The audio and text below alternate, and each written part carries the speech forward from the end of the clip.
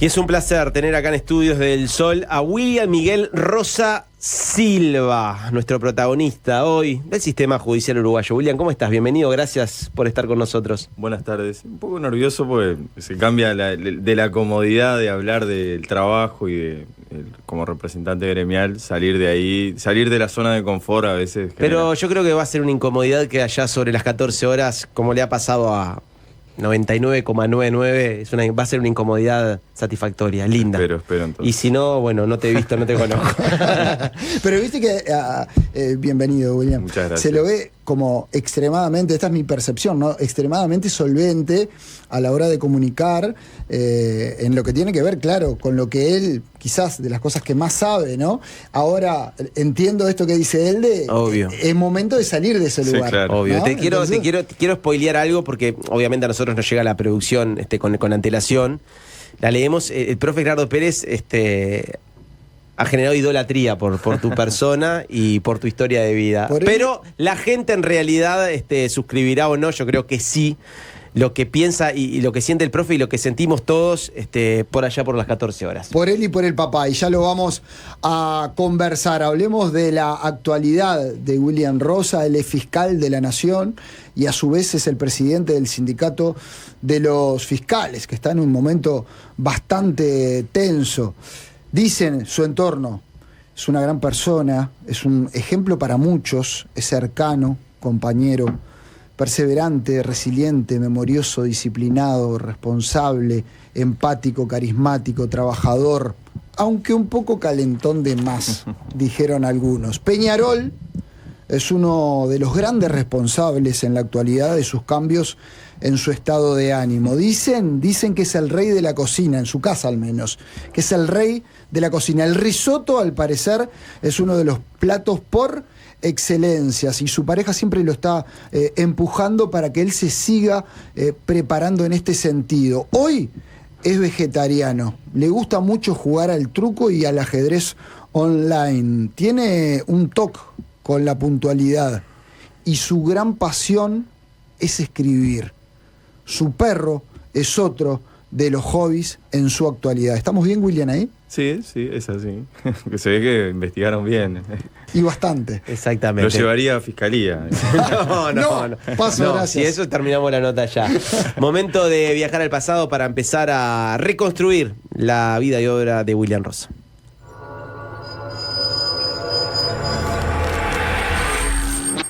Todas las raíces, él nos va a complementar esto seguramente, ¿no? Toda la ascendencia, sus raíces está en el Tacuarembó profundo, si podemos decir así, en Paso Livindo, está bien. Sí. Más allá de esto no hay mucho conocimiento, ¿no? Lo que tenemos, o lo que sabés vos, es de tu familia viviendo allí. Sí, exacto. Más allá no tenemos mucho conocimiento. No tengo más conocimiento de mis raíces. Bien. Y con abuelos maternos que los visitabas de niño a caballo, todos ahí, los abuelos maternos, paternos, peones rurales, empleados domésticos, ese es como el origen de la familia. Sí. Siempre hay un establecimiento rural que es el epicentro de mi vida, o sea, de los lugares de donde yo iba y me iba.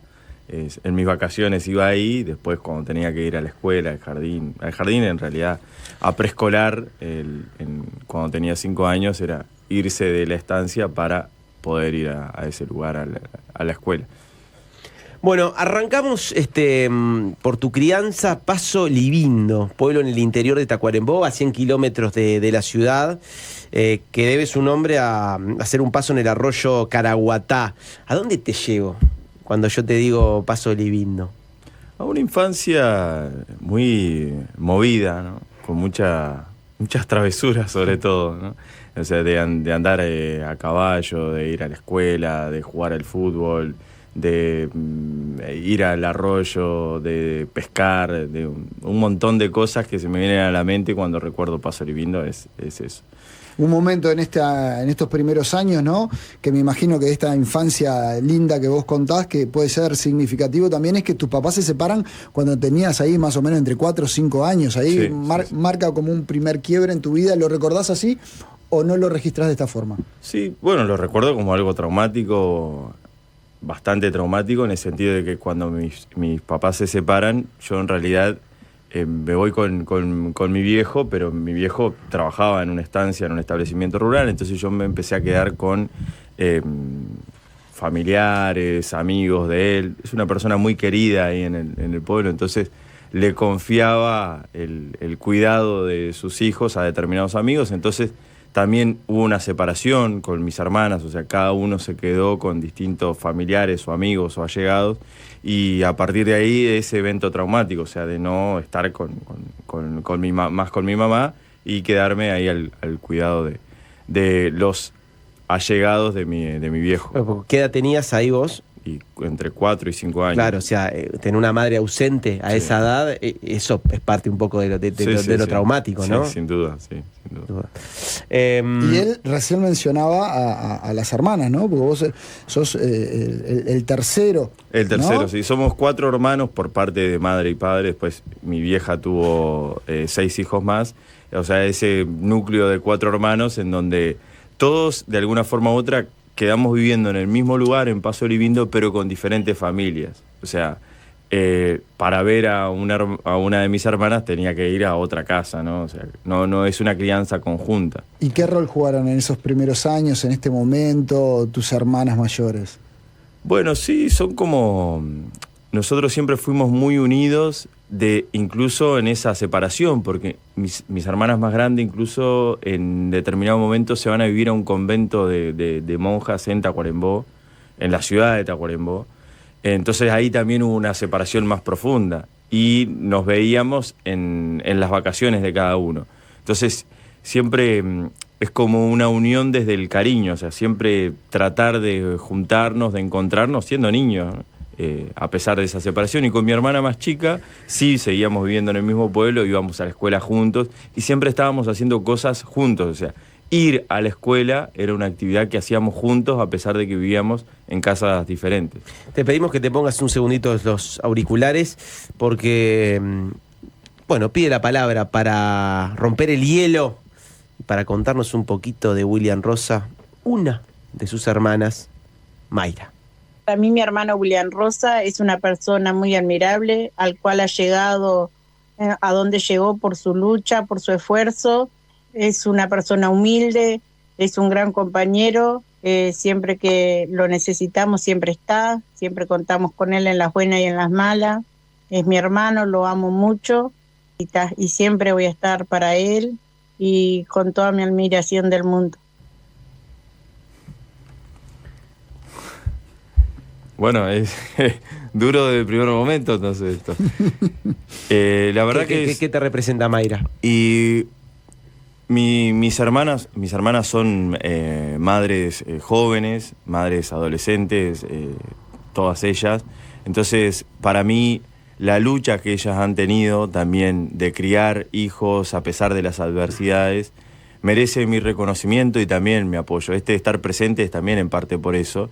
Y son personas que me han acompañado toda mi vida en las adversidades, en las cosas positivas, pero también me han dado de los mejores regalos que tengo hoy en día en la vida, que son todos mis sobrinos. Yo tengo 13 sobrinos y cada uno de ellos representa algo fundamental en mi vida. O sea, son de aquellas cosas que le sirven a uno como motor para seguir adelante, para ir por el buen camino, para mostrarles a ellos también que es una forma de ser, o sea, luchar para salir adelante. Entonces, mis hermanas, en especial también mi hermana Mayra, representa eso, ¿no? Una persona en la que yo le reconozco la lucha incansable también por sus hijos y ese estar presente también desde el cariño, que también es un motor de vida. Después vamos a profundizar en el concepto, Jera, pero se me hace, no sé, como a modo de título, por lo menos es mi percepción, y con lo de tus hermanas adolescentes, con un contexto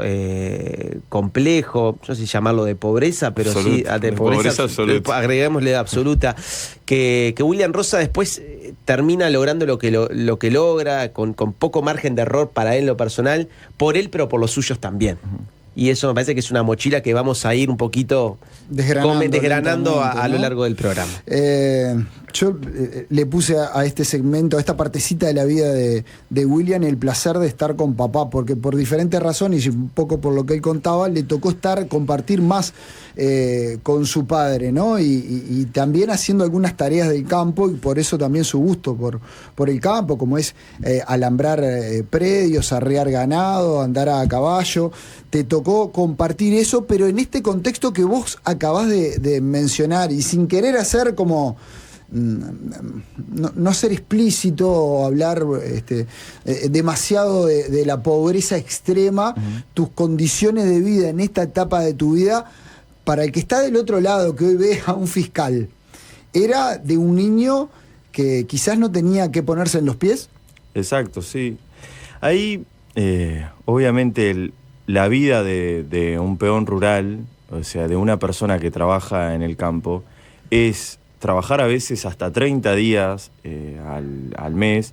Yo siempre recuerdo esto, que mi viejo salía de licencia en febrero, y mi viejo salía de licencia para trabajar. Por ejemplo, salía de licencia del establecimiento rural y iba a trabajar en alambradas, ¿no? En alambrar predios. Entonces es como una changa, o sea, su descanso lo utilizaba para trabajar. Yo siempre lo acompañaba, tanto en la estancia como porque eran mis vacaciones, como en esas alambradas. Entonces, el esfuerzo de las personas, o sea, yo ver a mi viejo y a las personas que trabajaban con él, partirse el lomo trabajando y estar permanentemente rascándose la cabeza porque tenían deudas, porque la plata no les daba para llegar a fin de mes, en épocas difíciles, estamos hablando de finales de los 90, principios de los 2000, un contexto de crisis también profundo que tiró a mucha gente del lado de la subsistencia para el lado de la pobreza extrema, y nosotros lo sentimos en carne propia. Toda esa comunidad, no es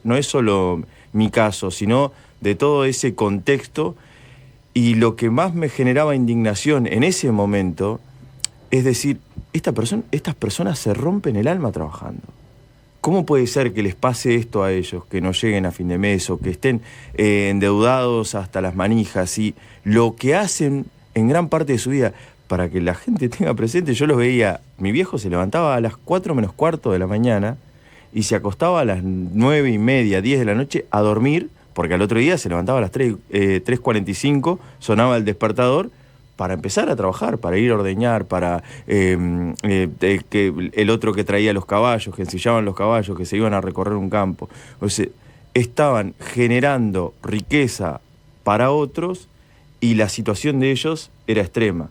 Entonces, las penas son de nosotros, las vaquitas son ajenas, como dice Atahualpa Yupanqui, que también es una enseñanza de mi viejo, el gusto por Atahualpa Yupanqui, pero...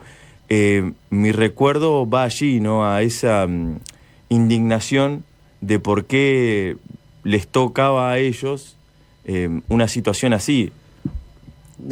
A mí ya habla de por sí esta respuesta en parte de lo que es William, ¿no? Porque la pregunta iba más dirigida a él, cómo lo percibía, y él habla o demostró la capacidad de empatía que tenía. No habló de su situación y su problemática personal como niño con extrema pobreza, sino que habló de la situación que vivía, no solo su padre, sino todo su entorno. Es otra de tus características, no ponerte como ejemplo de lo difícil que fue tu vida. ¿Tendés a hacer eso? Sí, porque a veces... Me aburre colocarme en ese lugar, como un lugar de... Bueno, las cosas no fueron difíciles solo para mí, fueron difíciles para un montón de gente que transitaba conmigo la vida. Y el saber que es difícil para una comunidad me hace a mí representarme la necesidad de que no está bueno si solo se salva uno, ¿no? Si está bueno que en el futuro todas las personas que estén en una comunidad que la está pasando mal hoy tengan las posibilidades de poder salir adelante, no solo una persona, sino más de una persona, ¿no? Ojalá todos, pero más de una persona. Entonces, eso es lo que me hace siempre hablar también en contexto, ensanchar la mirada de uno mismo. Seguiremos desarrollando el concepto de la injusticia social como motor en la vida de William Rosa, ¿no? Pero habló Mayra, Y ahora es un buen momento para escuchar a Nancy.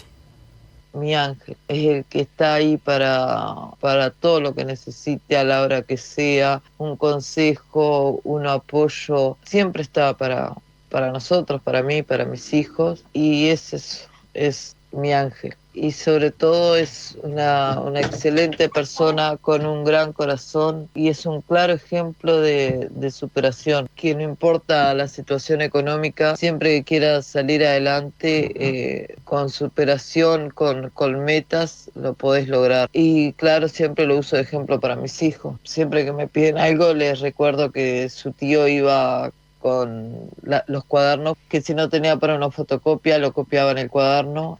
Y eso son cosas que lo tomo siempre como un gran ejemplo, que cuando se quiere salir adelante, solo uno tiene que poner sus metas. A mí básicamente lo súper adoro por la persona que es, siempre es el mismo William de chico. Siempre que ven a Tacuarembó siempre estamos todos juntos, siempre compartimos comida, salimos a pasear, a llevar los gurises a jugar a la pelota. Siempre los días que tocan Tacuarembó pasamos todos juntos. Mi hermano es básicamente mi ángel y mi orgullo. Oh, Es fuerte, mi ángel y mi orgullo. es fuerte. Sí.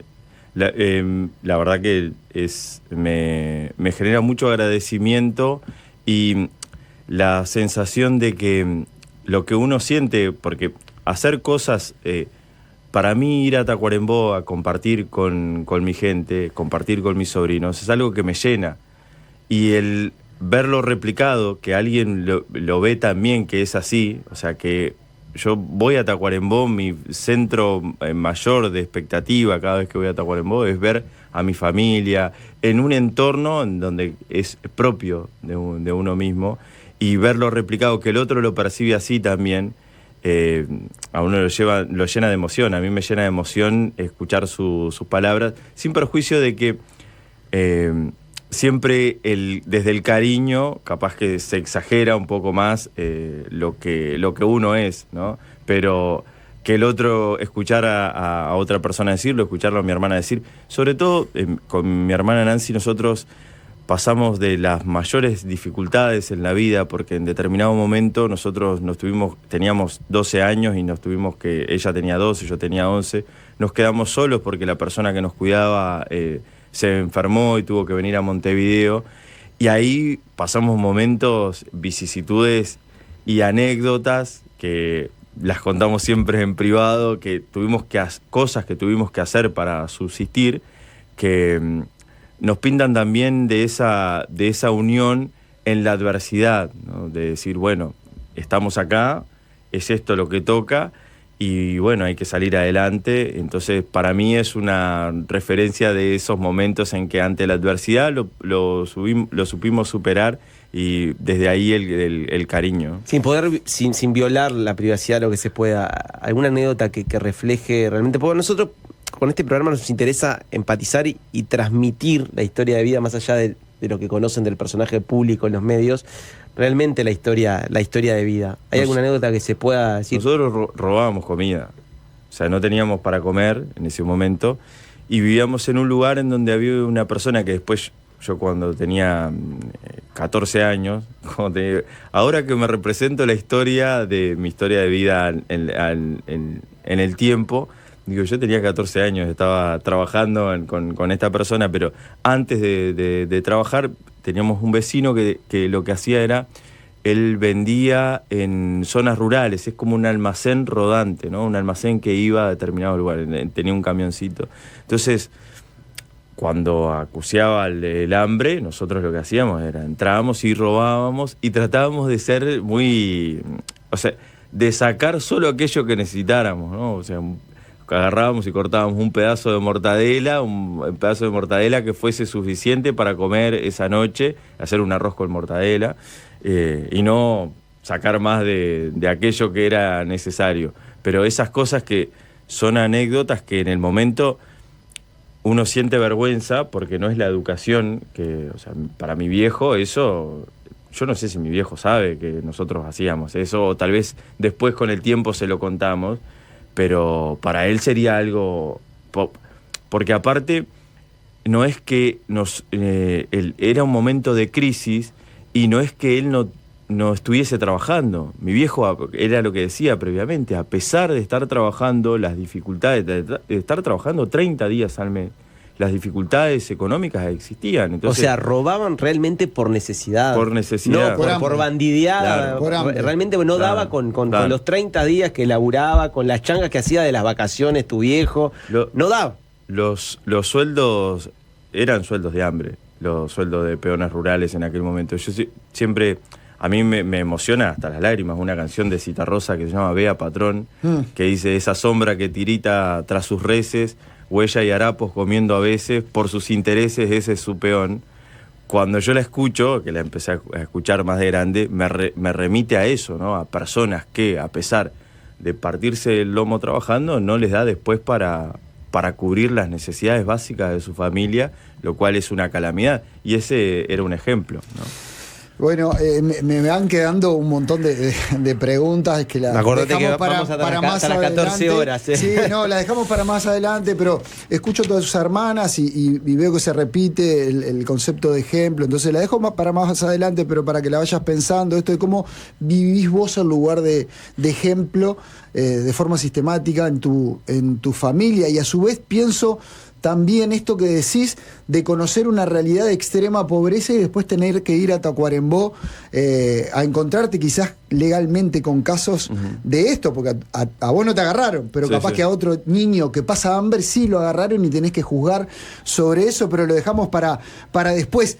Nos decían, una persona sin excusas desde chiquito, nunca puso un pero, nunca puso una excusa referido al tema de estudiar, el estudiar siempre como horizonte. Esto que nos costó cuando conversábamos de tu historia, ¿de dónde viene la pasión por la lectura? Con este contexto que venimos trayendo desde las 12:30 aproximadamente. Sí. ¿De dónde viene la pasión por la lectura? Esto es de las revistas, por ejemplo, Revista El Gráfico, la revista Ovación. O sea, a mí me interesaba más, por ejemplo, y lo descubrí después con el tiempo.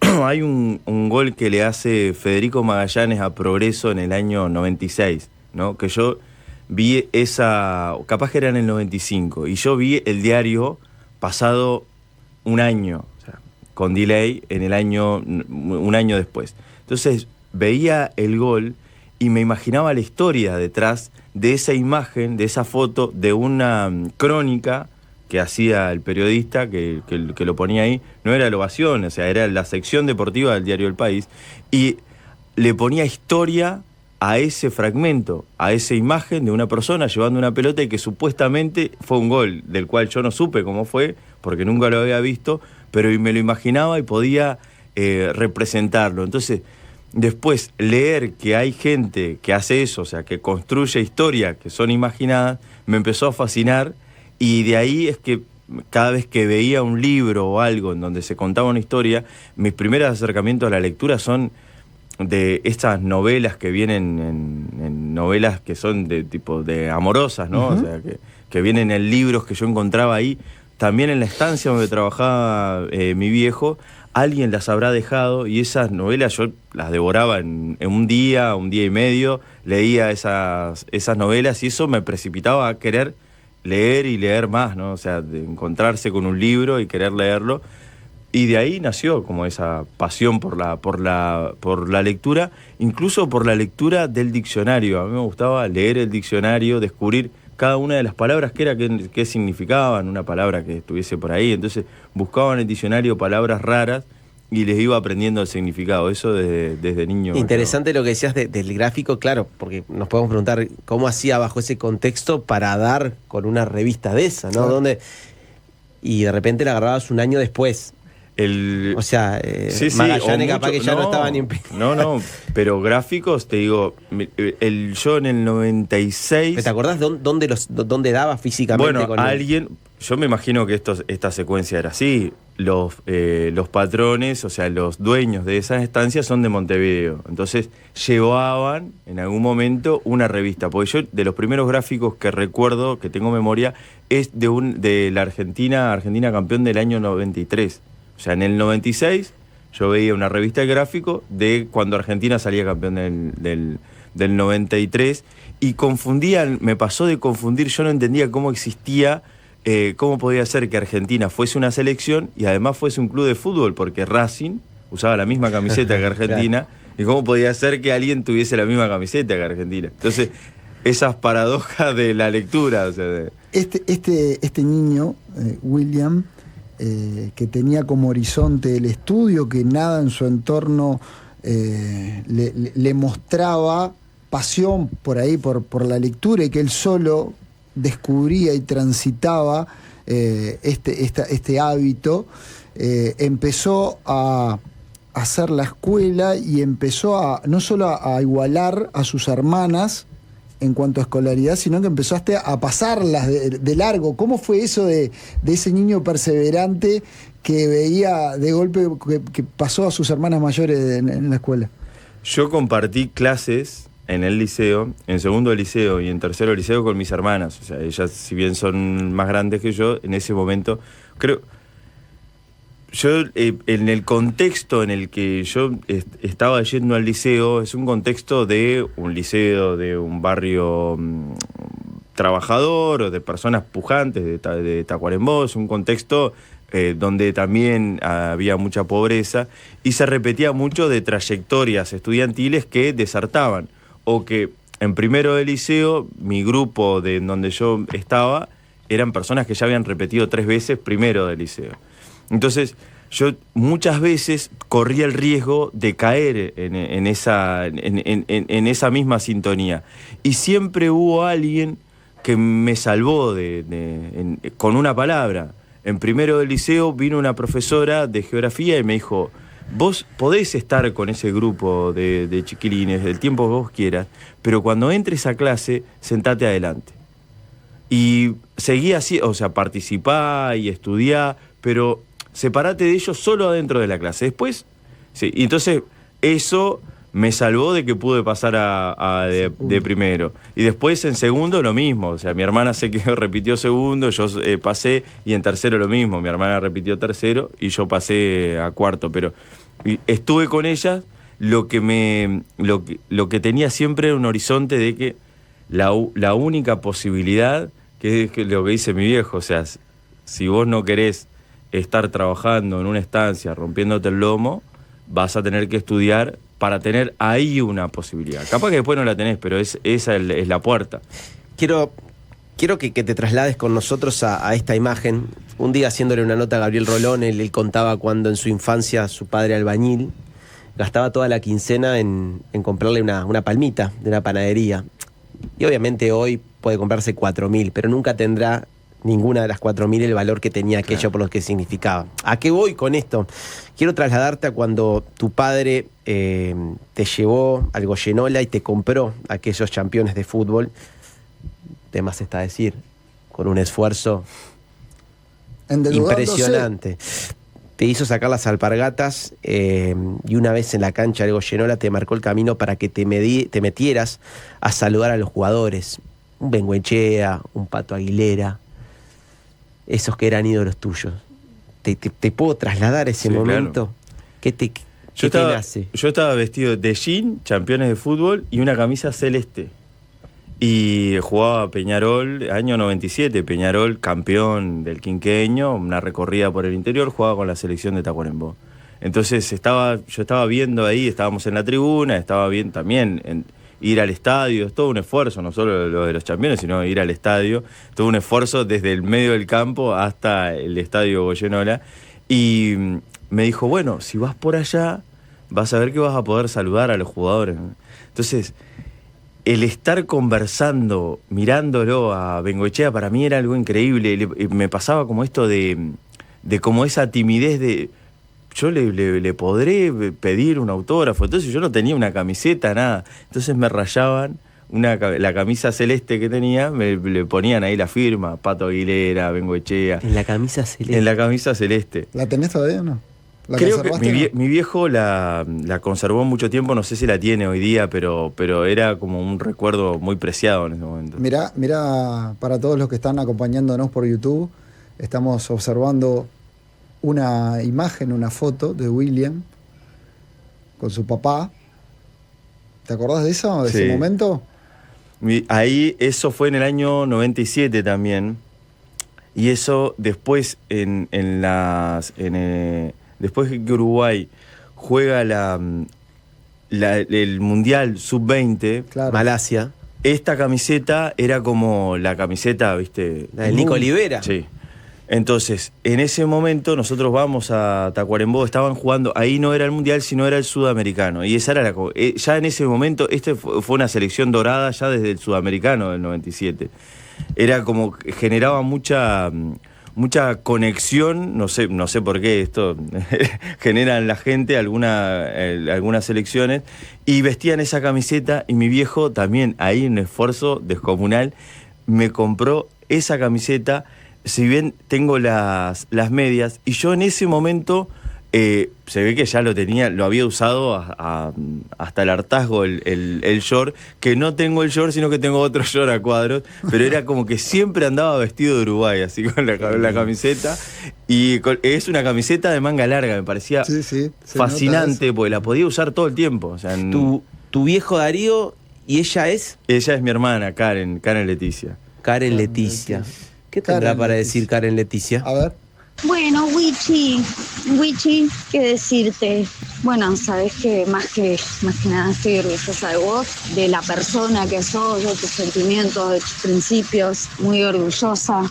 Agradecerte también porque en tu corta vida me has enseñado mucho y a veces uno ve solamente en la pantalla el que es un abogado o un fiscal, y en realidad sos 1000 veces más que eso. Sos una persona, sos un amigo, un hermano, un tipo que sabe escuchar y dar su opinión sin juzgar y sin ser objetivo tampoco. Decirte que creo que vas a llegar a mucho más de lo que quieras, porque está en tu persona. Y bueno, y nada, y hermano, decirte que estoy muy feliz de la persona que sos, con la persona que compartís la vida, con lo que sos con todos, con sobrinos, hermanos, y muchas veces fuiste hasta padre de todos en algún punto, con algún consejo. Nos queda larga vida por delante y quizás yo no esté para verlo o lo que sea, pero estoy segura que vas a llegar a ser mucho más grande de lo que sos como persona y como ser humano. Y nada, y que siempre voy a estar para vos en lo que sea, en las que quieras, y siempre voy a ser tu defensora ante el que no conozca tu historia, porque sabemos que el dolor solamente lo conoce la persona que lo lleva por dentro. Y nada, y te amo con toda mi alma y nada, y desearte lo mejor del mundo, que sigas adelante y que voy a estar acá para vos siempre, siempre, hermanito. Te amo, un abrazo. Cada una de mis hermanas tiene como tenemos una porción de vida en que la unión, como nos ha tocado vivir alguna cosa o algunas cosas que nos han unido de forma tremenda, o sea, única.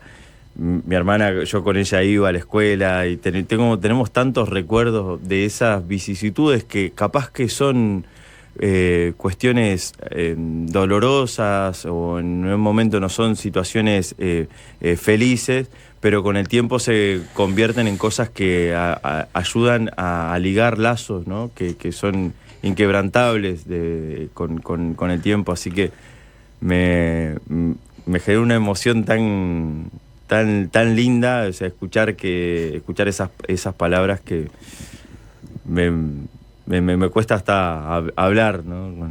Después de escucharla, pues me hace muy feliz. Aparte de remover algo muy interno, me hace muy feliz. Ya adelantaste algunos aspectos de esta etapa de tu vida que vamos a compartir ahora, pero le puse a esta etapa de tu vida desarraigo y la tía Nélida.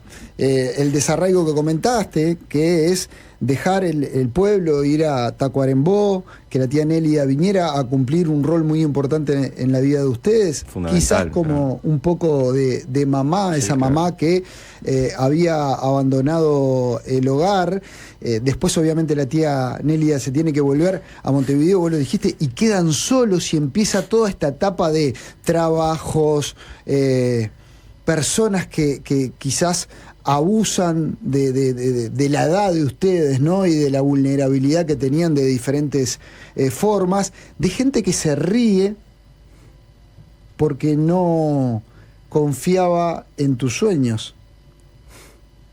¿Cómo fue eso? Recibir burlas porque vos tenías claro lo que ibas a lograr y ellos pensaban que eso era... Bueno, fue una utopía. Esa época en la que yo estaba trabajando con esta persona a la que capaz que se va a enterar hoy día que le robábamos previamente en el equilibrio del mundo, ¿no?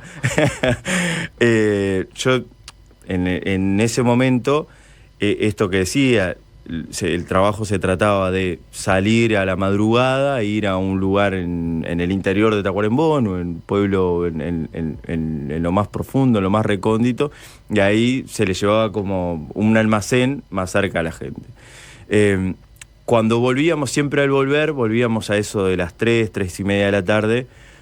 Muchas veces yo entraba al liceo a las 4 de la tarde, entonces me quedaba muy justo eso, entonces llegaba corriendo. Y algún par de veces me sugirió esta persona, me dijo, mirá, me parece que lo que tenés que hacer es dedicarte por entero a este trabajo y abandonar el liceo. Me lo dijo como diciendo, ¿y vos qué querés ser? O sea, ¿qué es lo que...? Digo, no, yo quiero seguir estudiando para ser abogado. Y ahí se rió, estaba con otra persona, y dijo, mirá, quiere ser abogado, mirá si vas a ser abogado vos, me dijo.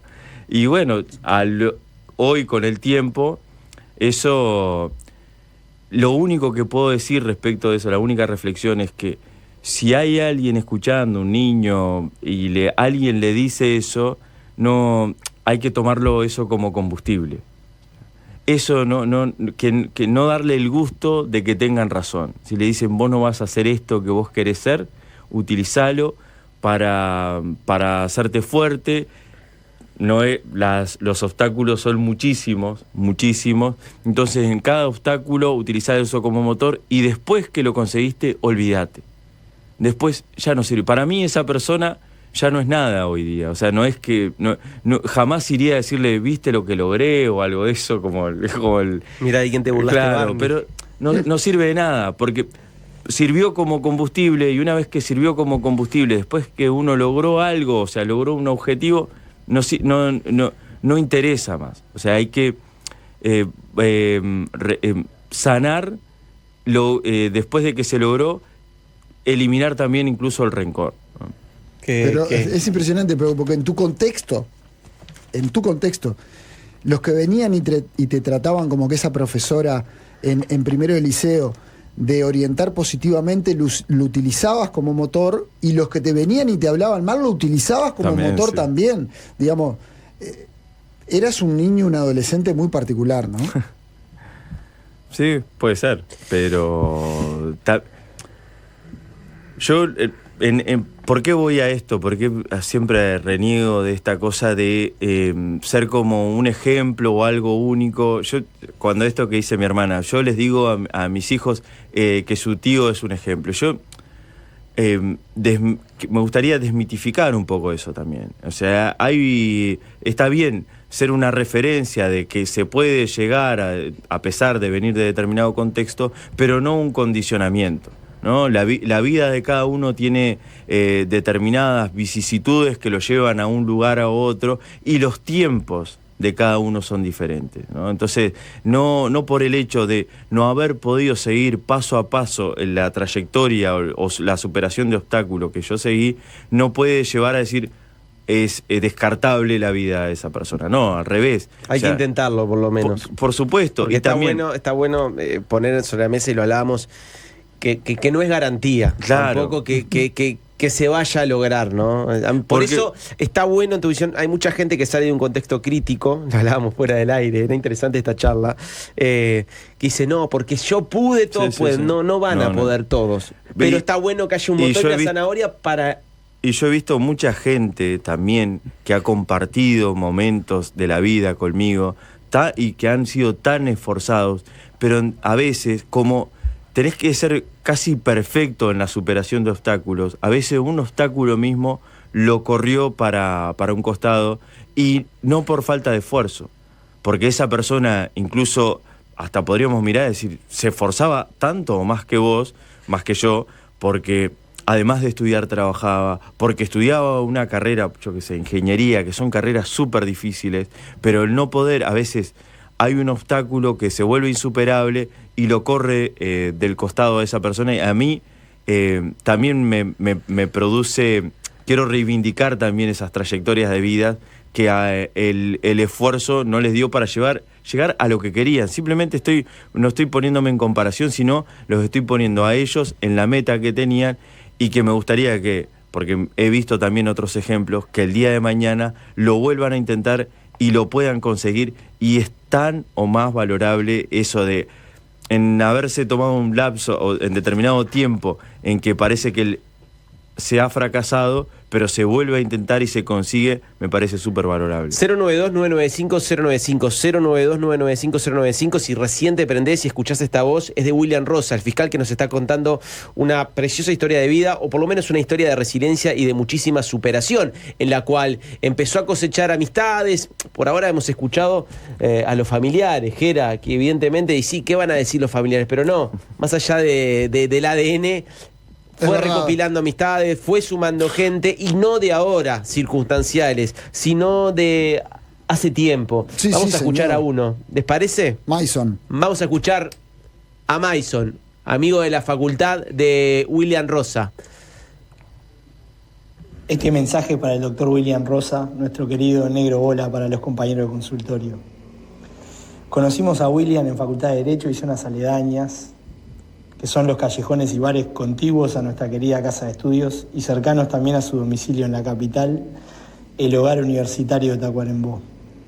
Fue en ese lugar estratégicamente ubicado en un punto prácticamente equidistante de todos los boliches que se ponían en aquel entonces, en donde se cruzaron los caminos de varios compañeros, desembocando ese camino en el consultorio jurídico en el año 2011 con el doctor Pereira, nuestro querido CJ Velar 14. Ya en aquel entonces era evidente las enormes capacidades que tenías para el ejercicio del derecho, en especial tu labia, y la vocación que tenías por el servicio público. En lo personal, el consultorio fue lo mejor de facultad, por el servicio que dimos y por la gente que conocimos y las cosas que compartimos. En nombre de todos los compañeros de consultorio te mando un abrazo enorme, decirte que estamos muy orgullosos de vos y desearte que la sigas rompiendo. Un abrazo. Un grande, Mason. A mí es un amigo de la facultad y también una referencia en este sentido. Hay mucho riesgo siempre a creérsela, ¿no? A creer que, bueno, esto de decir, bueno, mirá que vos te crees la película de Cra. Y él siempre es un tipo que está llamándome a terreno. Hay muchos, por suerte. La mayoría de mis amigos son personas que están llamándome a terreno, a tierra, a volver a las raíces. Una vez yo había dejado arriba en un lugar donde estaba un libro, que es el método de Descartes, y él me dejó algo que yo lo usé durante mucho tiempo como marcador, como señalador. Me dejó una esquela que decía, ¿qué te haces el intelectual fantasma? Y para mí, esa manera de ser, que es un ejemplo de una manera de ser de que tienen los amigos, que es también ponerlo a uno en situación, ¿no? Que es, bueno, a pesar de todo el oropel, hay algo que es la sustancia o la esencia que es muchísimo más importante y que en lo que siempre hay que recalar. Por eso siempre yo cuando charlo con él, charlamos de cosas y discutimos intelectualmente, a veces en las antípodas, en cosas que pensamos, pero a mí siempre me gusta conversar porque me gusta esa referencia de alguien que siempre trata de hablar con los pies sobre la tierra. Vos mencionaste a tu mamá y que a los 4 o 5 años ella se fue. Vos seguiste de todas formas teniendo vínculo con ella, pero diferente, imagino que hasta el día hasta de ahora, hoy. sí. ¿Qué lugar ocupa hoy en perspectiva esa mujer en tu vida y sobre todo en toda esta etapa previa a lo que sos hoy? Espero que esto no lo vea mi psicóloga, porque es un tema que hemos conversado tanto. Yo tengo, hoy durante toda mi vida siempre tuve la relación con mi vieja de visita, ¿no? Es como un lugar, la casa en donde yo iba a visitar a mis hermanos, a visitar a mi vieja, y siempre es como una relación como de visita en el sentido de que se transforma como en una relación prácticamente de amistad, de intercambio, o sea, de cariño, un cariño muy grande. Yo tengo un cariño inmenso por mi vieja, desde ese lugar de una persona en la que se conversa, de que se habla y también se interactúa y se conversa y se entiende los motivos o los contextos que se dieron cuando yo no comprendía, de por qué las cosas se dieron así, que a veces es un dolor que uno carga y después si lo puede charlar y lo puede conversar, ayuda a sanar también, ¿no? ¿Te faltó una madre? Sí, sin duda. ¿Te acordás de esa foto? Sí, bueno, no me acuerdo, pero es una foto muy icónica de un momento en que, previo a que mis viejos se separaran, obviamente, pero es una foto muy icónica, sobre todo para algo que es muy característico de mi identidad, es que nosotros ahí somos 2 negros, ¿no? Y que es algo muy que para mí es parte de mi identidad, y esa foto es bellísima en cuanto a eso, ¿no? En cuanto a afrodescendencia, es una foto bellísima de una madre, un hijo, compartiendo, o sea, yo le estoy poniendo la mano sobre la pierna, o sea, hay como una reciprocidad, hay una sonrisa. Para que la gente entienda, porque por ahí no todos nos están viendo por YouTube, es una foto donde vos tendrías 3-4 años con tu madre, sí. Vos con una sonrisa de los dos, oreja y ella a me está oreja. mirando con una sonrisa. Sí. Exactamente. Ella con un mate en la mano, sí. mirándolo como que le explota la cara de felicidad y de orgullo, ¿no? Y a vos estás extasiado también con exacto. Entonces yo, cuando yo tomé contacto con esa foto más de grande, para mí también es como si en ese momento hay una captura de felicidad, es porque la felicidad a veces hace parte también de las vidas, aunque sean con momentos duros, ¿no? Entonces, para mí es muy icónica y muy linda esa foto. De alguna forma, el tema de Citarrosa refiere a algo que tuvo que vivir William en diferentes momentos, ¿no? Diferentes tipos de desarraigo. Nos toca ahora hablar del desarraigo que implicó llegar a Montevideo, pero me queda pendiente todavía, y espero poder retomarlo, porque el Instagram de nuestro invitado es @un_escritor_cualquiera. Y esto también lo trae desde su infancia, el gusto no solo por leer, sino también por escribir. Y es una persona que tiene un libro publicado, una novela que tiene una cantidad de cuentos también, y que está agotado y que no se encuentra en librerías. Entonces, en un ratito vamos a hablar de William el escritor. Pero, ¿cómo fue venir a Montevideo? ¿Cuáles son las primeras imágenes que tenés de Montevideo? Para mí, Montevideo fue mirar para arriba, que es algo que no se hacía en Tacuarembó. En Tacuarembó los edificios, las casas, no superan el primer piso, o sea, son casas de una planta sola. Entonces, yo vine a Montevideo a inscribirme a la facultad con 18 años. Entonces, el trayecto que hice fue de la terminal de Tres Cruces hasta la Facultad de Derecho por 18.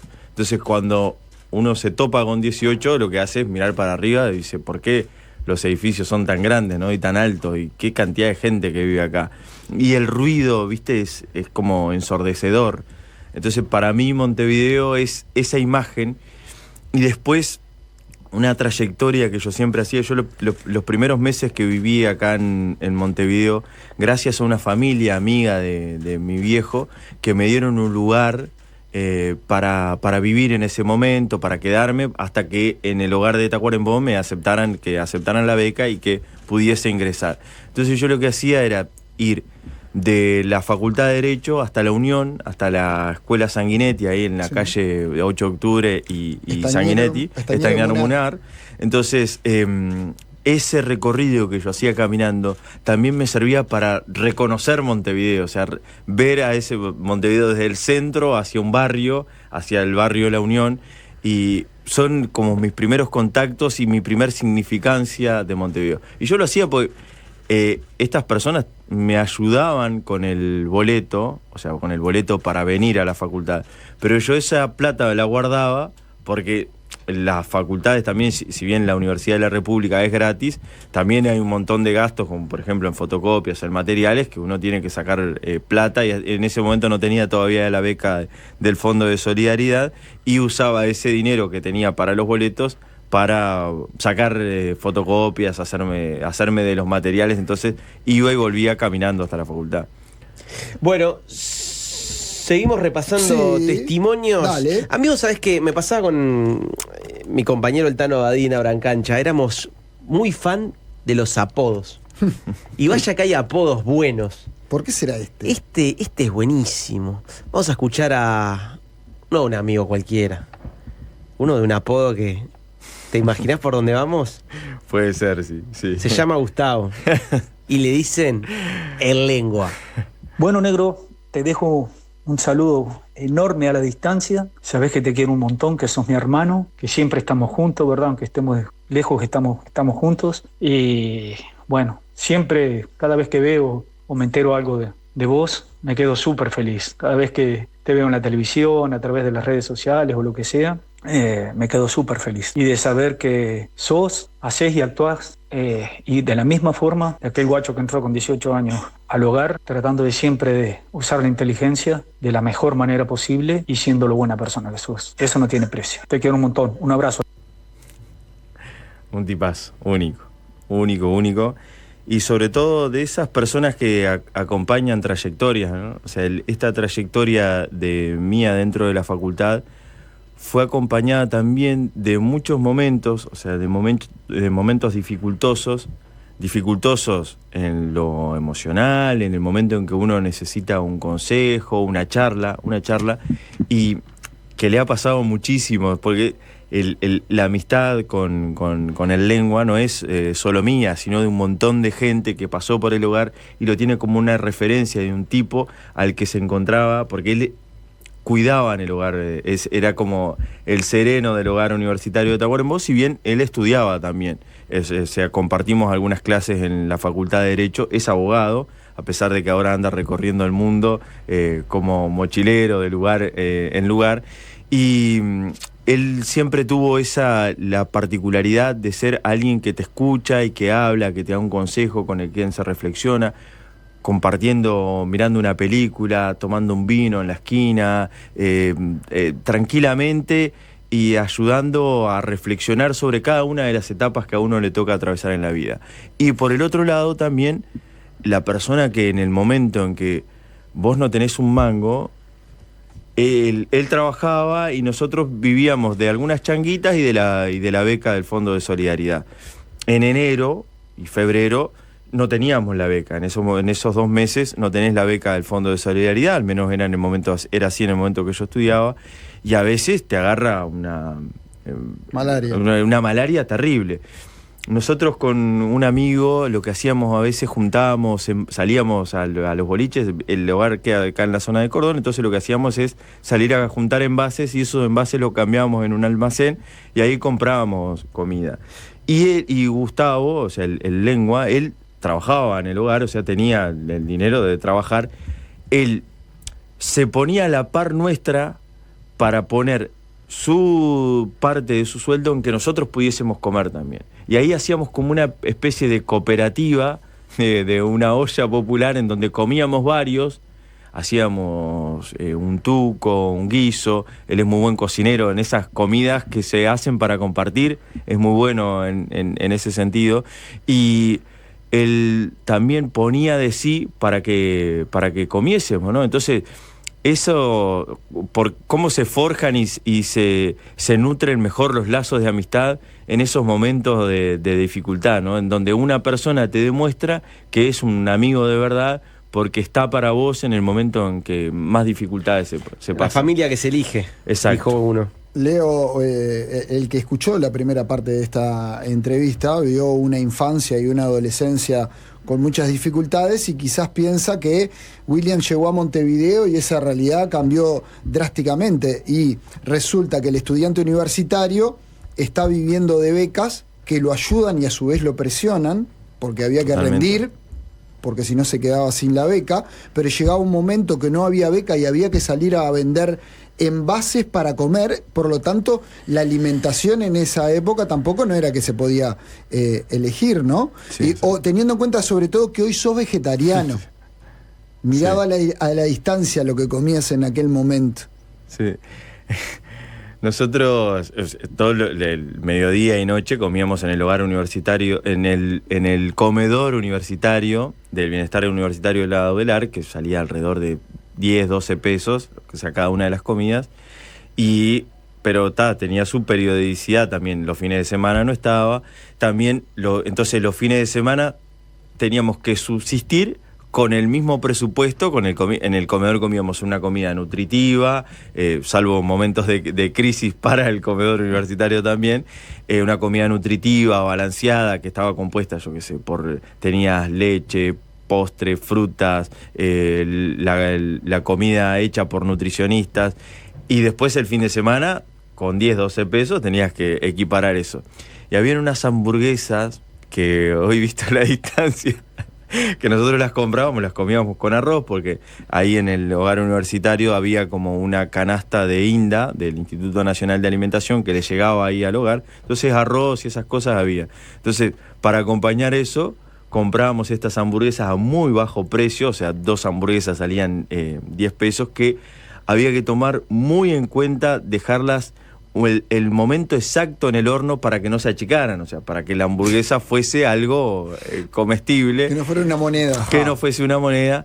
Y en los momentos en que lográbamos juntar una moneda extra, o sea, hacer un esfuercito, podíamos comprar una mayonesa y condimentar ese arroz con una mayonesa. Tengo unos amigos que siempre me joden con esto, que dice, la comida ideal del negro ahí en el hogar era morcilla con arroz. Y siempre dice, morcilla con arroz y con mayonesa Uruguay. Entonces es como siempre esa anécdota de estos amigos de que pensar que vos comías morcilla con arroz y ahora sos vegetariano.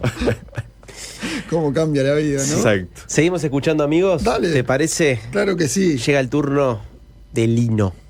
Negrito querido, William Miguel, William con N, compañero de todas las horas.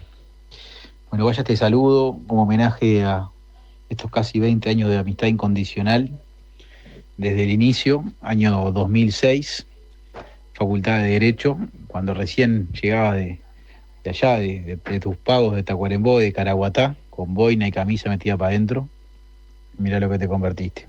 Negrito, bueno, como te decía, son muchos años juntos, muchos años de estudio, de estadio, de trabajo, de salidas, de asados que ya no comes más, solo verduritas, muchas alegrías, alegrías, diría Manu Chao también, pero acá estamos, incondicionales como siempre. Vos sabés que es un orgullo para mí que seas mi amigo, es un orgullo también ver los logros que has realizado hasta el día de hoy, que van a seguir muy seguramente y que son únicamente fruto de tu capacidad y de tu esfuerzo.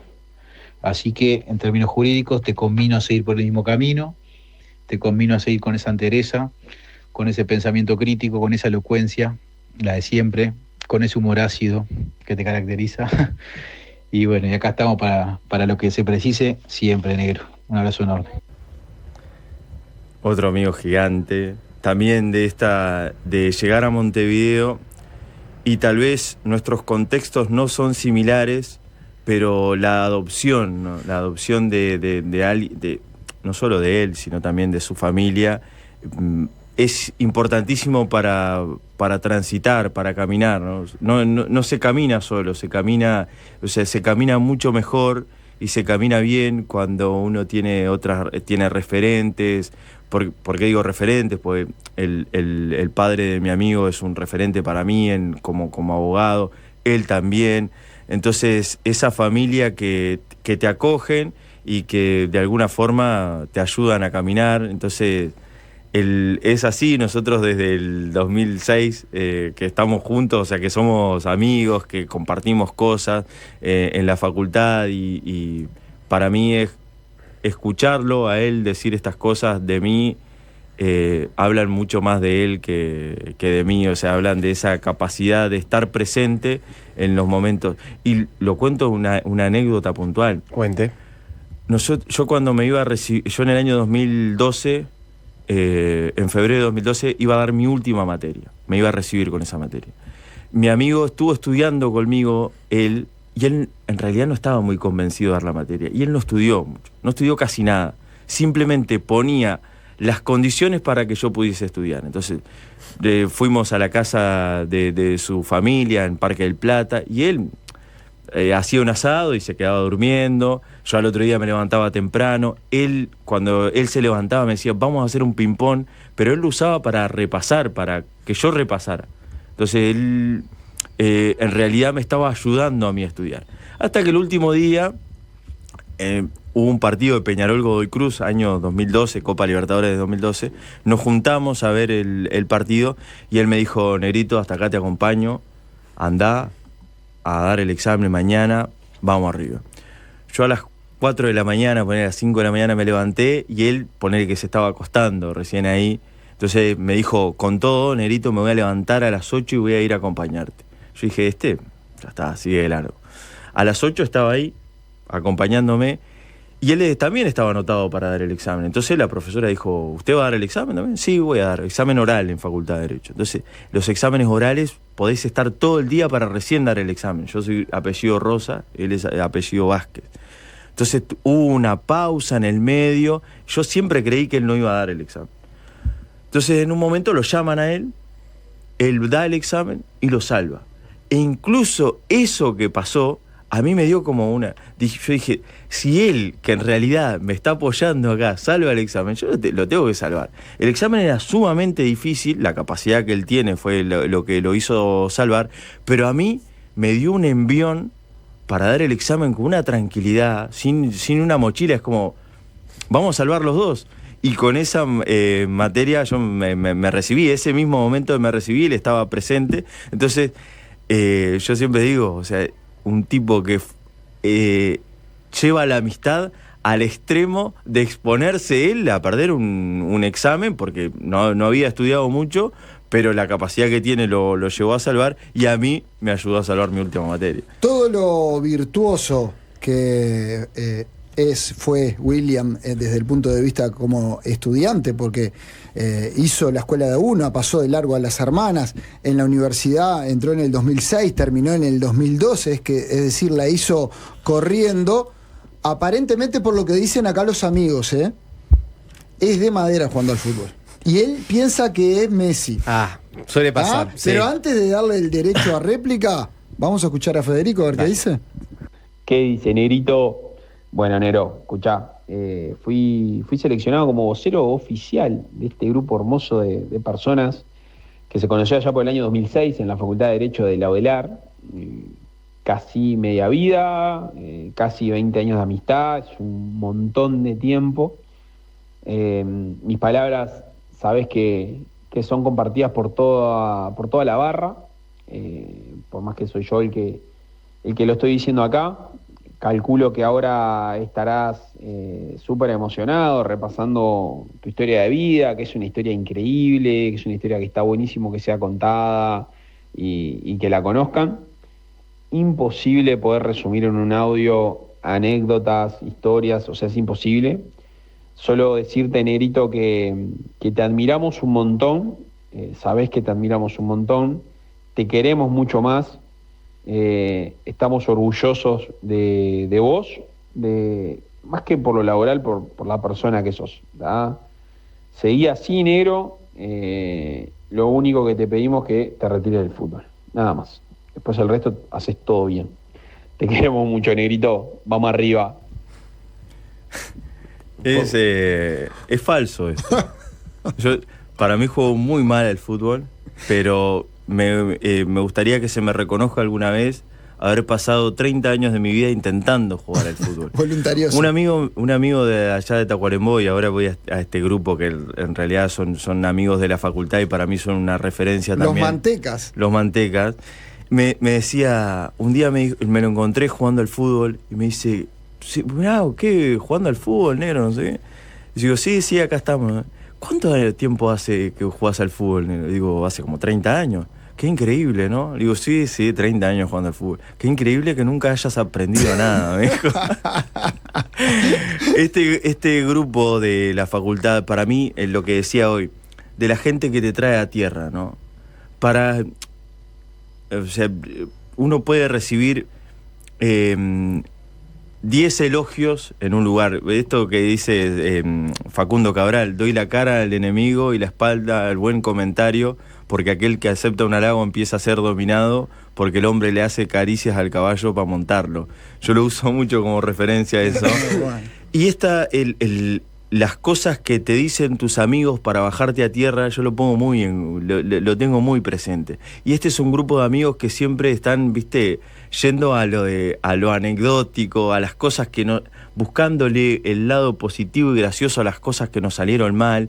Y también nosotros somos perdedores, pero perdedores en el sentido de que teníamos un equipo que siempre perdía, pero lo que ha ganado ese equipo en términos de relación humana, de experiencias de vida, somos campeones, absolutamente campeones.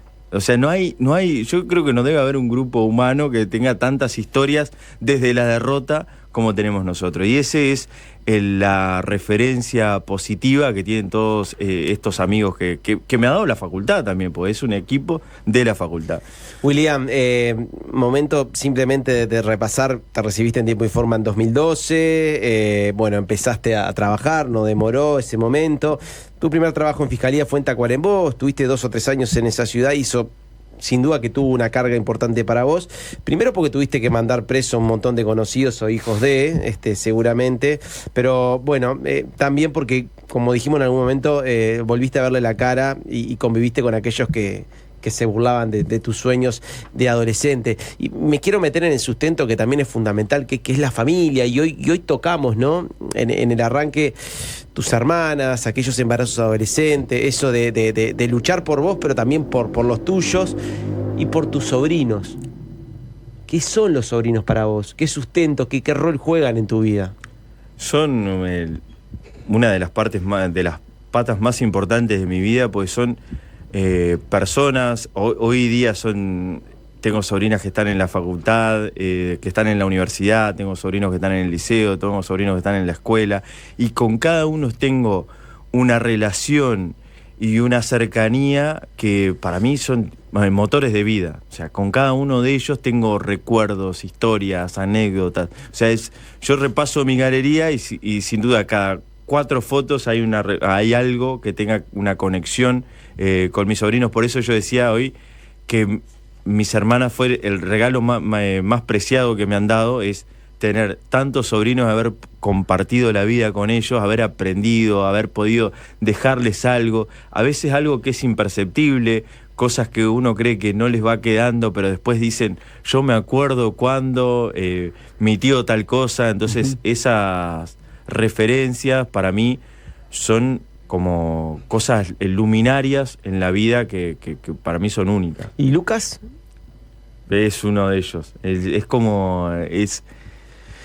Es un sobrino con el que yo he compartido tantos momentos a veces compartíamos cosas de él conmigo, o sea, de estar juntos, de salir a pasear, y el ver la inteligencia y la potencialidad que tienen los niños, que tienen los adolescentes, que a veces que son disparadores, mismo a veces en la escritura, ¿no? O sea, son disparadores a partir de cosas que me dicen mis sobrinos, que son visiones que yo no tengo, o que uno no lo está viendo por ahí, que ellos tienen contactos o una emocionalidad que generan un disparador en alguien que tal vez no lo está sintiendo, no lo está viendo, pero de conversar, de dejar hablar al otro, de escuchar al otro, se genera. Lucas tiene TEA. Sí, ¿verdad? Y bueno, es especial para vos ese sobrino, sí, Lucas, sí. ¿no? Yo tengo, en realidad el sobrino mío que tiene TEA es Donovan. Donovan, sí. Lucas es especial para mí. Donovan y Chiari, ellos tienen TEA, o sea, trastorno del espectro autista. Sí. Donovan es el que tiene como el diagnóstico más referido a un trastorno del espectro autista, y yo estuve desde el momento en que él nació, o sea, porque justo me agarra cuando yo estoy en Tacuarembó, entonces esa cercanía de prácticamente en un momento es como que yo lo copaternaba con su padre muchas veces, porque mi hermana cuando estaba laburando, su padre estaba al cuidado de él, y yo iba a tomar mate con su padre, entonces estábamos los dos ahí. Hubo una vez que lo llevamos al CAIF, o sea, al ¿cómo es que se llama esto? A la guardería, y íbamos los dos y parecíamos, le digo, che, parece que somos una pareja que estamos llevando a su hijo al jardín. Entonces, en ese momento yo también estaba pasando por algún cimbronazo emocional, y si bien parece que yo ayudaba a su crianza, él en realidad también me estaba ayudando en mi apoyo. Él estaba haciendo me estaba sirviendo de apoyo, ¿no? Entonces, también esas cosas que a veces son idas y vueltas, que los niños también les sirven a los grandes como apoyo. Hablamos de Lucas, uno de tus sobrinos. Vamos a escucharlo. Si tuviera que decir algo de William, seguramente sería que es un tío muy presente, siempre está pensando en sus sobrinos, los que están acá en Montevideo y los que están acá en Tacuarembó, siempre está o preguntando por ellos o yendo a visitarlos, está medio cerca, y eso me parece que es muy admirable. Y bueno, que también es un ejemplo a seguir para mí, porque desde chico me han contado de que él sufrió mucho en su infancia porque estaba en porque le había tocado una familia medio mala, porque él y mi madre son adoptados, se tuvieron que separar y estar en familias distintas, y él estuvo en una familia que siempre le dio palo. Y bueno, me parece increíble pensar que alguien que recibió tanto palo de chico y que recibió tanto palo de chico pudo estudiar, sacar sus estudios, a pesar de vivir en un lugar tan pobre, y salir adelante hasta llegar a ser el presidente fiscal de su país. Así que eso lo tengo como es una persona muy buena y sobre todo un ejemplo a seguir.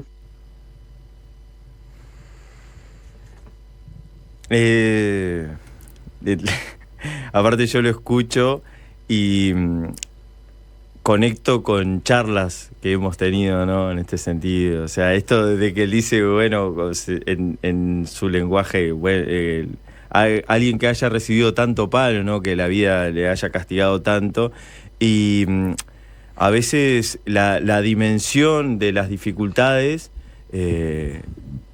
no nos permite ver también que la vida de uno también es difícil, ¿no? O sea, él tal vez también ha pasado por sus dificultades, y ojalá que el día de mañana la superación que pueda tener lo haga ver en retrospectiva y decir, bueno, yo a pesar de mis dificultades lo he superado, pero también, como yo lo digo ahora respecto de mi vida, he tenido personas que han sido mojones que me han ayudado a superar las dificultades, porque nadie camina solo hacia las metas que tiene, y desde todos estos amigos que han hablado, desde yo cuando vine a Montevideo estuve en pareja con una persona que también su familia para mí fue un contexto de contención también. Entonces todas esas personas que te ayudan a caminar sirven también como en retrospectiva como mojones. Entonces que él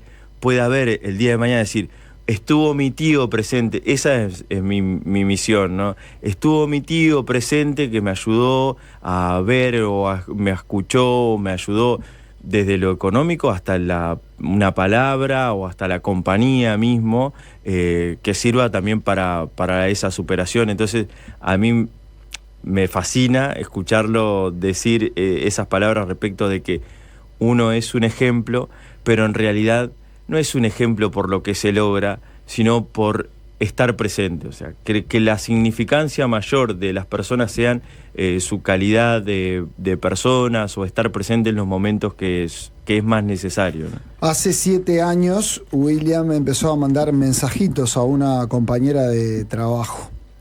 Hace 7 años que esa persona lo acompaña. Vamos a ver qué tiene para decir Cecilia en esta historia. Hola, muy buenos días para todos y todas. Soy Cecilia y estoy acá hoy para hablarles un poquito acerca de mi pareja, William. Para empezar, sin dudas creo que es el mejor compañero que puedo tener, siempre dispuesto a seguirme en todas mis ideas, en todas mis ocurrencias.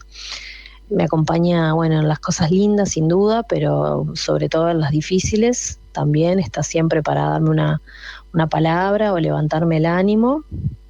Es muy divertido y muy jodón, así que siempre está buscando hacer chistes o sacar una sonrisa a las personas que estamos a su alrededor.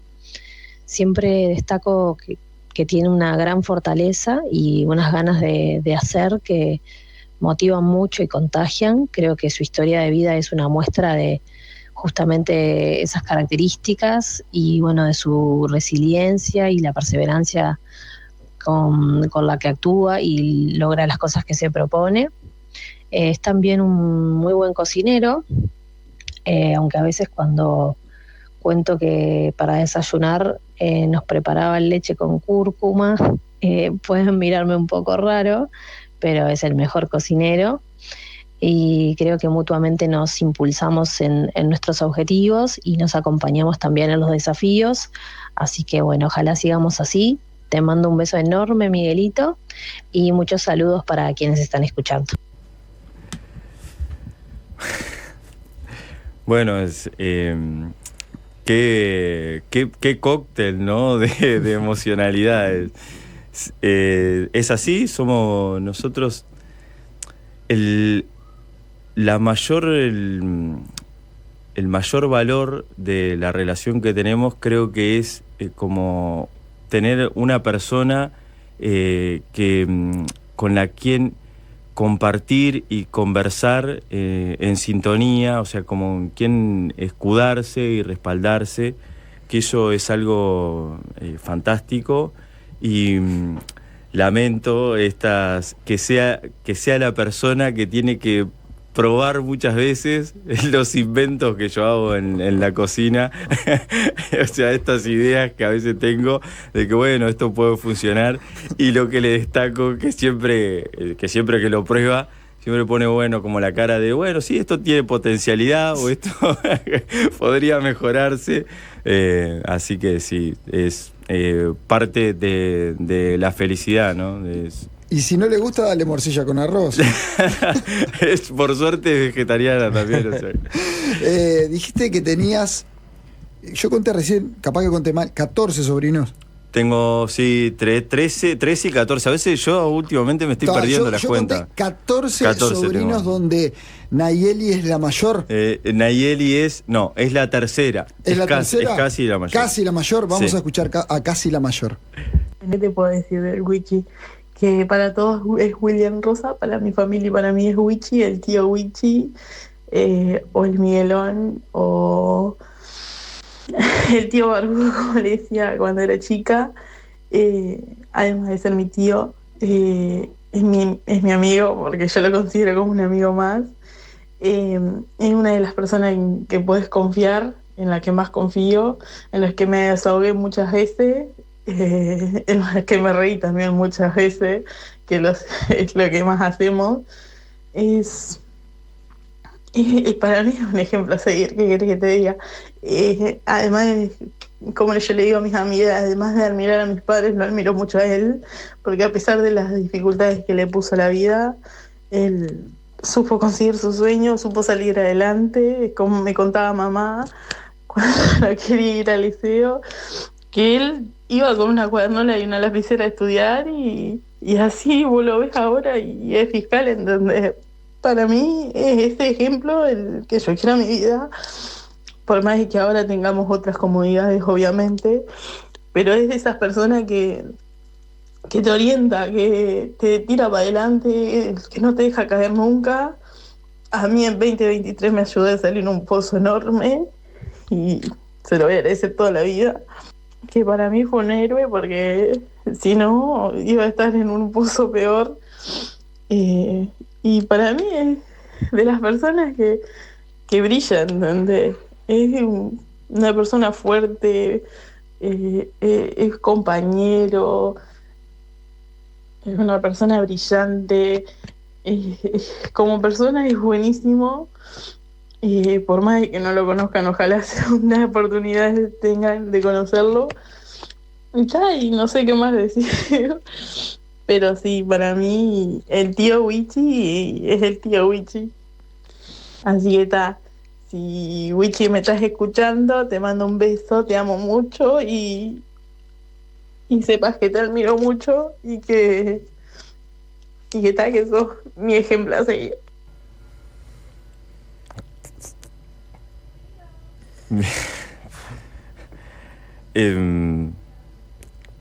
La verdad que no sé, es como el escuchar que otra persona en determinado momento de su vida uno puede contribuir a aliviarle algunas cosas, algunos momentos, ayudarle en algo, es súper importante y súper emocionante, porque en realidad es parte de esto, de lo que yo decía, de que a veces el ser ejemplo, el que se tome como ejemplo, le representa a la otra persona una carga también, ¿no? O sea, como si yo no voy a ser como mi tío, o sea, la trayectoria estudiantil que tiene, entonces como hay un peligro del fracaso. Y yo, el valor que tuvo en ese momento para mi conversación con mi sobrina es hacerle entender fielmente que esto no es así, en esto de que las trayectorias de la vida de cada uno puede tener mojones, puede tener obstáculos que son más difíciles, pero lo importante es poder tener un camino propio, en el sentido de tener una forma propia también de atravesar los obstáculos. Y que eso, que el ejemplo de otra persona no sea un lastre, que no sea una carga, y que le sirva a alguien también para decir, yo hasta vine a estudiar esto, capaz que no es lo mío, capaz que lo tengo que dejar, lo intentaré con otra cosa el día de mañana, y el volver a reponerse para mí es mucho más importante, porque requiere un esfuerzo también doble. Entonces, ver que es tomado así, a mí me genera una felicidad absoluta amén de las palabras, ¿no? Y de que también Nayeli es como, para mí es como una persona que a mí me alegra la vida todo el tiempo, porque está siempre con su risa, con sus ocurrencias, con sus chistes. Entonces esa compatibilidad de ocurrencias y de chistes que tenemos también es como un motor. Y esto es importantísimo, porque son muchos sobrinos, pero con cada uno de ellos yo tengo una forma de interactuar que es tan propia, que es tan genuina, que es tan linda, que obviamente yo soy infinitamente afortunado y te diría hasta millonario por tener esas posibilidades de que con una de mis sobrinas podemos hablar con la más grande podemos hablar de una cosa, con la otra podemos hablar que es la que hace facultad de Derecho, podemos hablar de otra, con mi sobrina Nayeli esto, con mi sobrino Brian, y nosotros que es también que le gusta mucho el fútbol, entonces hay cosas relacionadas con el fútbol y su contexto que nosotros podemos interactuar cada vez que nos vemos, así no hablemos durante 3 meses, con mi sobrino Lucas todo esto, con mi sobrino Donny, que es como tipo, una luz también en ese sentido, y con mi sobrina Pía, con mi sobrina Kiara, o sea, con todos mis sobrinos tengo la posibilidad de tener un diálogo, o sea, una interacción que es sumamente gratificante y reconfortante y que te enriquece, ¿no? Qué fuerte viene esta nota realmente, ya estamos recontrapasadísimos de hora. Para que ninguno de los sobrinos por las dudas se sienta mal, Magalí, Yamila, Jonah, Eli, Brian, Lucas, Priscila, Donovan, Pía, Kiara, Briana, Nayara, Tadeo y Nayeli. Exacto. Pero toda esta gran historia de vida creo que tiene un denominador común que solapadamente o no ha estado siempre y que es un pilar fundamental, lo fue, lo es y lo será siempre, aunque sea en el recuerdo de tu vida, que es Darío, es tu viejo, ¿no? Esa persona que, recordemos, 30 días al mes laburando, que tenía una licencia, la usaba para hacer changas, que aún así no alcanzaba para comer, y es por eso que sus hijos tuvieron que robar para comer sin que él supiera, seguramente hasta el día de hoy. Definime a Darío en tu vida. Es todo, mi viejo, es todo, es una referencia. Hay frases, palabras, cosas que mi viejo las dijo. Por eso para mí es tan caro esto de que nosotros tuvimos que robar para comer.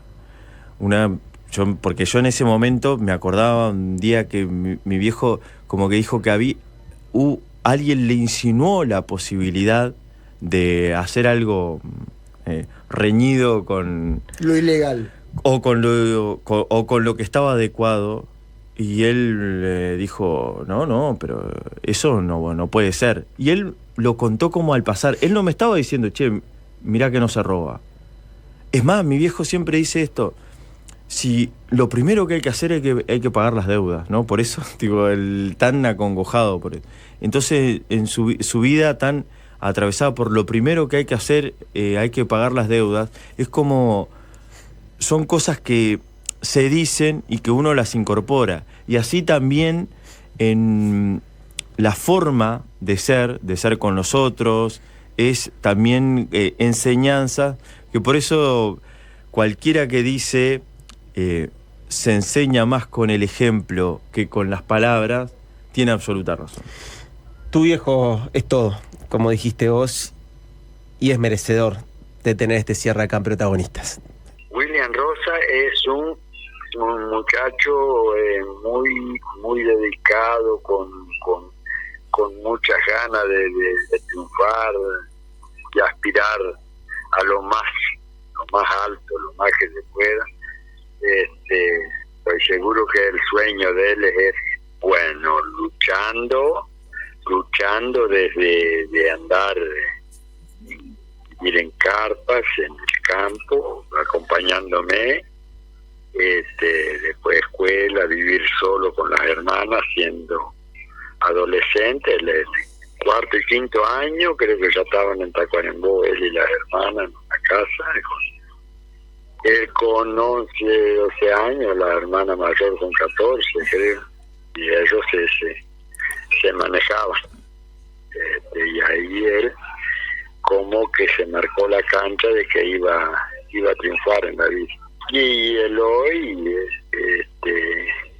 le generaba, sabía capaz que un poco mirando lo que trabajaba yo en campaña, él se marcó la meta de tener mejor vida él, y no seguir la mía, que la mía era de lucha, de madrugada, de esas cosas. Capaz que eso fue un camino para él mirar, para un espejo para él no seguir ese camino, seguir lo contrario, que era estudiar y triunfar. Me genera mucho orgullo, me genera orgullo, lo pongo como ejemplo para que la demás juventud se vea que queriendo se puede, no por ser pobre no se pueda llegar. Eso, yo tengo que la tengo todavía, una agenda creo que de 2004, que marqué como mis sueños, qué sueño quería. Una canción era Elvia María del Pepe Guerra, un sueño creo que era ver tener un hijo profesional. Salió en 2004 creo que escribí eso. Tengo la agenda en mi casa, yo no tengo, pero tengo esa agenda que dice escrita en el 2004. Yo también tenía esperanzas grandes en el estudio, no tanto en el fútbol, que le gustaba tanto, lo busqué para que fuera un triunfador, pero no, en eso no tuve eso.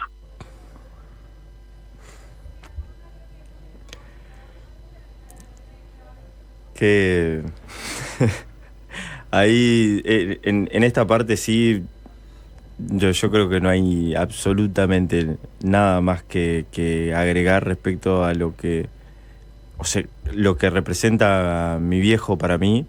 Representa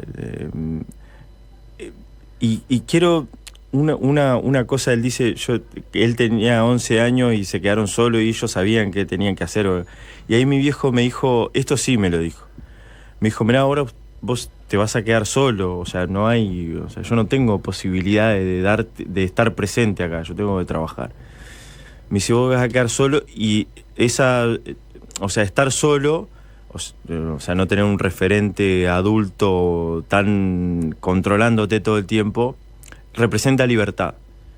Vos vas a tener mucha libertad, vos tenés que saber qué hacer con esa libertad. En la medida en que vos esa libertad la compatibilices con responsabilidad, vas a poder hacer eso que vos querés, que es estudiar y que te vaya bien.